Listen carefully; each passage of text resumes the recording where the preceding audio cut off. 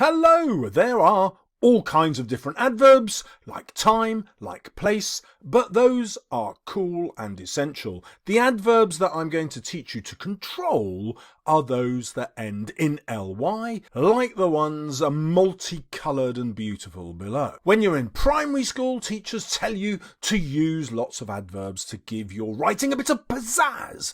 But as you mature and you read more books, you realise that good writers shun these adverbs. They don't really want many adverbs at all, and I'm going to show you why and how to improve your writing by limiting and controlling your adverbs. So your greatest superpower here is going to be to replace your adverbs with verbs that do the job, but better. Let's have a look with the fantastic story of Goldilocks. Goldilocks ate greedily, devouring 3 bowls of porridge. Now that's pretty awesome. We find out that she's greedy, and so we get a better picture of her character. However, in our second line, Goldilocks devoured all 3 bowls of porridge. Well, the verb devoured already gives us the idea that she's greedy, and if we use the adjective all, that reinforces the greediness. She's had all 3, the piglet! Or we can use 2 adjectives to do the same job and have an even better verb to show her greediness. After all, devoured might have meant that she was just hungry and not really pig-like in any way, just starving. So in our third bullet point, Goldilocks stuffed herself with 3 whole bowls of porridge. So the verb has already created everything that the adverb did, but better, especially when you link it to adjectives. And adjectives in pairs, 3 whole, always do the job. Let's look at some writing which is pretty good, but ruined by too many adverbs.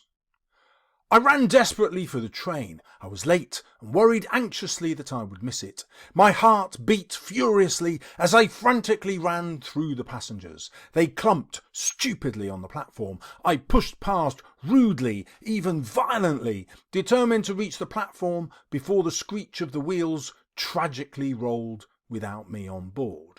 Now, hopefully you can feel that there are just too many adverbs. It feels overdone, as though the writer is trying too hard to describe. In a previous video, I showed you some student writing with the adverbs in green, and then how I rewrote that to have no adverbs at all to create much better writing.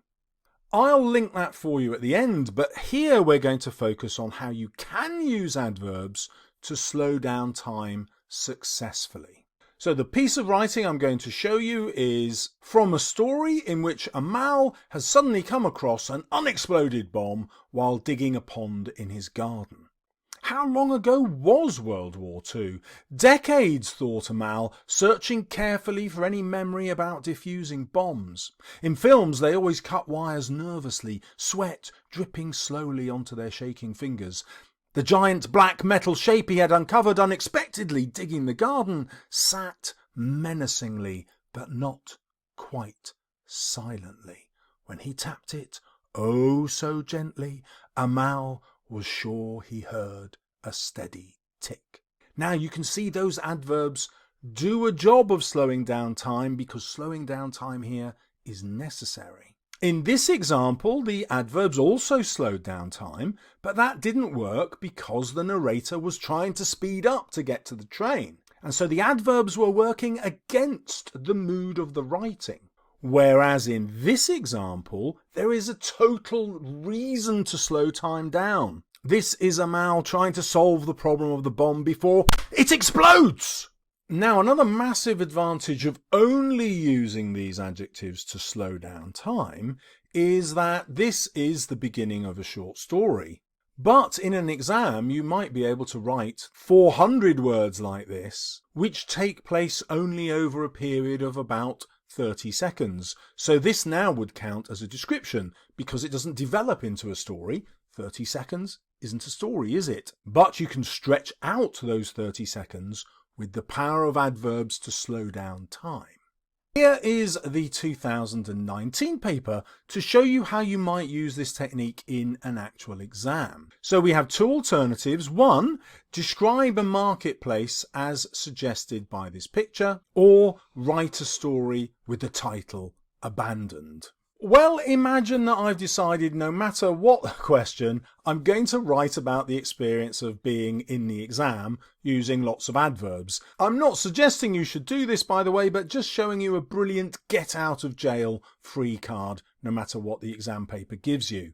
So here I am in the exam and I'm going to write about that experience of doing questions 1 to 5 in paper 1. The exam approached relentlessly, mercilessly. I revised haphazardly, sporadically, anxiously. Fortunately, after watching Mr. Salles' videos regularly, religiously, reverently, I felt more prepared. Probably. Confidently, creatively, I crafted perfect revision notes. Studying feverishly, ferociously, I felt fully prepared. The exam arrived and I entered the hall calmly, casually, and commandingly. I blitzed the first 4 questions quickly, cunningly, comprehensively. Eventually, ecstatically, expectantly, I turned to the description question. It read, describe a moment when you felt unprepared. Don't use adverbs. I yelled out fiercely, fricatively, finally, something beginning with F. So you can see how, although that's totally overdone, it's entertaining because it slows down time for a reason. Now I can use this for every single exam paper. So if we jump back now to the 2018 November paper, you can see it won't fit a story about time travel suggested by that picture, but it will fit the descriptive task, describe life as you imagine it in 200 years' time. In 200 years' time, school will still be the same. We will still be sitting pointless exams. And then I could go straight into that bit that I wrote about the exam. Everything I've shown you in this video comes from the Ultimate Guide to Descriptive Writing. It comes with over 20 examples of grade 9 answers, and one of them is in fact an extended metaphor exam answer, which recounts the idea of being in an exam. Written as a story or a description that you can just whap out. Obviously, you'd like to write your own version, wouldn't you? Because otherwise, it would be plagiarism. If you want to see the next technique that will superpower your writing, which is contrast, check out the video coming up now. I'll see you over there if I develop the superpower of being able to see through the screen.